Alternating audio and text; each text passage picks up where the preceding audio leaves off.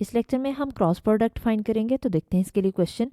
हमें क्वेश्चन में कहा गया कि क्रॉस प्रोडक्ट फाइंड करें ए क्रॉस बी का, बी क्रॉस ए फाइंड करें, और उसके बाद हमें शो करना है कि ए और बी वेक्टर परपेंडिकुलर हैं ए क्रॉस बी से और बी क्रॉस ए से। तो यहाँ पे हमारे पास क्वेश्चन के लिए दो वेक्टर्स दिए गए हैं, ए वेक्टर और बी वेक्टर। हम देखते हैं इसका सोल्यूशन में सबसे पहले हम कंसीडर करते हैं, अगर हमारे पास ए वेक्टर ये जनरल फॉर्म में है और एक वेक्टर हमने ले लिया बी वेक्टर, उसकी जनरल फॉर्म ये थी, तो अगर हम इनका क्रॉस प्रोडक्ट फाइंड करें तो क्रॉस प्रोडक्ट कैसे फाइंड करते हैं। A cross B is equal to I J K हम लिखते हैं, और उसके बाद आई जे के कोफिशिएंट्स लिखते हैं। यानी ए वेक्टर हम पहले लिखेंगे ए के साथ, क्योंकि क्रॉस प्रोडक्ट आ रहा है ए का बी के साथ, तो ए के पहले क्रॉस प्रोडक्ट के ए के सारे वेक्टर के कोफिशिएंट्स लिखेंगे A1 A2 A3, और उसके बाद हम बी वेक्टर के कोफिशिएंट्स लिखेंगे, यानी आई जे और के कोफिशिएंट्स B1 B2 B3। तो इस तरह से हम क्रॉस प्रोडक्ट फाइंड करते हैं। तो अभी हमें फाइंड करना है ए और बी का क्रॉस प्रोडक्ट। तो इसके लिए हम आई जे के लिखेंगे। तो ए के कोफिशिएंट थे आई में, आई का कोफिशिएंट 2, जे का 1 और के का -1। इसी तरह से बी के कोफिशिएंट्स को हमने लिख लिया। अब हम रो 1 को एक्सपेंड कर देते हैं। रो 1 को कैसे एक्सपेंड करते हैं, सबसे पहले हम आई लिखेंगे। अब आई जिस रो में और जिस कॉलम में आ रहा है उसको हम छोड़ देते हैं, बाकी दोनों को मल्टीप्लाई करते हैं, यानी इसको इससे मल्टीप्लाई करेंगे। पहले 1 को 1 से करेंगे तो 1 आ जाएगा, माइनस माइनस प्लस होता है, लेकिन ये माइनस माइनस प्लस हो जाएगा, लेकिन मिड में हम हमेशा माइनस यूज़ करेंगे, तो माइनस माइनस प्लस, और ये मिड में माइनस जो था वो प्लस माइनस -1 आ जाएगा।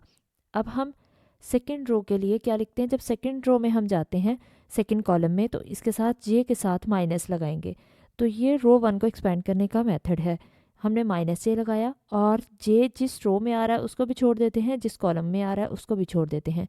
तो क्या बचेगा, 2 और 1। इस 2 को हम 1 से मल्टीप्लाई करेंगे और 1 को -1 से। तो 2 को हम 1 से मल्टीप्लाई करेंगे तो कितना आएगा 2, और 1 को -1 से करेंगे तो मिड में जो माइनस आता है उसकी वजह से माइनस माइनस +1 आ जाएगा। अब हम के के लिए सॉल्व करेंगे। तो के इस रो में आ रहा है, इस कॉलम को और इस रो को हम छोड़ देंगे, तो क्या बचेगा, ये वैल्यूज़ 4 बचेंगी। 2 को -1 से मल्टीप्लाई करेंगे -1, और मिड में माइनस यूज़ होगा, माइनस माइनस 1 को 1 से मल्टीप्लाई करेंगे तो 1।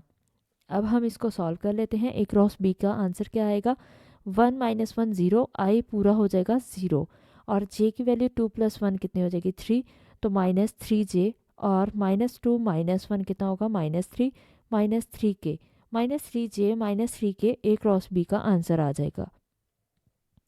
बी क्रॉस ए इसका ऑपोजिट होता है, क्योंकि ए क्रॉस बी इक्वल होता है -b क्रॉस ए के।